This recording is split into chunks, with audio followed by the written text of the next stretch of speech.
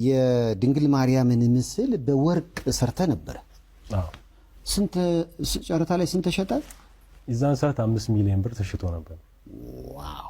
ከዛ ያው መኪና ሸጠ ነው ስል የሰራኸው? አዎ። ያሁኑ ላይ ያው ያን ያህል ገዝፎ ይሄ ነው አይደለ?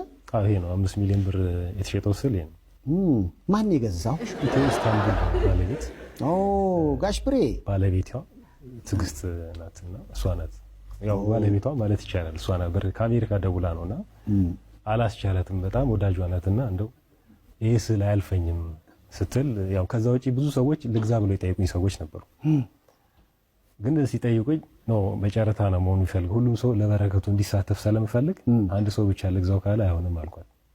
ስለዚህ እሷ የዛን ሰዓት 1 ሚሊዮን ብር ልውሰዳለች። ሌላም ሰው እንደዛ አለኝ። አይሆንም አልኳቸው። ችግር የለውም 1 ሚሊዮን በላይ ላታውጪ ትችያለሽ፣ ጨረታው ላይ ተሳተፊ አልኳት።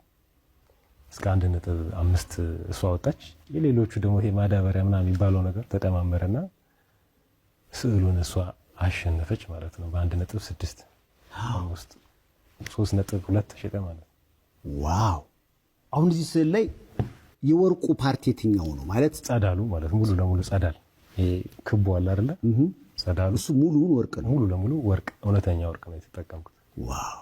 ለስዕል ተብሎ የሚዘጋጅ ወርቅ አለ። ይሄንን ለመስራት አሁን ለምሳሌ የሆነ መነሻ ነገር አንድ ነገር ለማድረግ ብዙ ጊዜ የሆኑ ሰዎች ይሄን ቦታ ይቼ ምናምን ሊሉ ይችላሉ። አሁን ሳሊ ጌች ይሄንን ስዕል ለመሳል እንደ መነሻ የሆነው ሐሳብ አለ? በየትኛውም ዳይሬክሽን እኔ ለመቤታችን የሆኑ ነገሮች ንጹህ እንዲሆኑ እመኛለሁ። ከዛ አንፃር ይሄ የውሸት ነገር ቀላቅዬ ማድረግ አልፈልግም። እንግዲህ ምንም ጭማሪ ባላደረግም በወርቅ አድርጌ ልቀርብ ቻልኩ ማለት ነው። ዋው!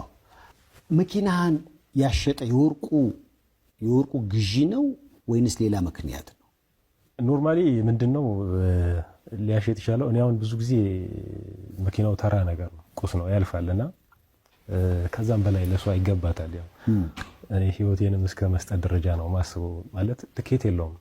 ለምሳሌ እሱ መስራት ሳስብ እኔ ሁሌም እላለሁ ስሜቴ መንግስተ ሰማያት መግባቱ አይደለም የሚናፍቀኝ፣ የእግዚአብሔር ጥሩ መሳሪያ ሆኖ ለሱ መገልገያ ሆኖ ከሀጣኑ ጋር ሆኖ እንኳን ማለፍ ጽድቅ ነው ብዬ ቆጥረዋለሁ።